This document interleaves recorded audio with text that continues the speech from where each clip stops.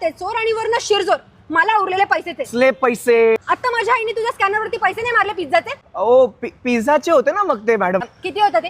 300 रुपये होतं बरोबर. मग? माझ्या आईने तुला 3000 मारले. उरलेले पैसे वापस कर. एक मिनिट, पहिले तर तुम्ही नीट बोला. मला नाही माहिती किती पैसे तुमच्या आईने ट्रान्सफर केले. 300 की 3000. आमचा फोनचा स्कॅनर असतो त्याच्यावरती मला अरे, 3000 मला तुझं कळलं. हॉटेल आहे ना, मग मला दे ना पैसे. तुमच्या हॉटेलचे पैसे तुझ्याकडे येणार का? माझ्याकडे नाहीयेत त्या. मला स्कॅनर दाखव. चल.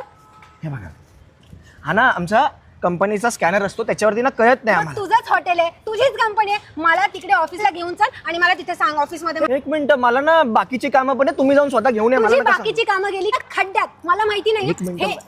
ही चाबी घे. मला ऑर्डर मला डिलिव्हर आता करायला तिकडे जायचं घेऊन चल. मॅडम. मला ऑर्डर. चल. अरे चल. हा जाऊया ना. गाडी चालू करू द्या हा. please. काय माणूस आहे हा? 3 आणि 3000 मध्ये फरक नाही करत. चल पटकन.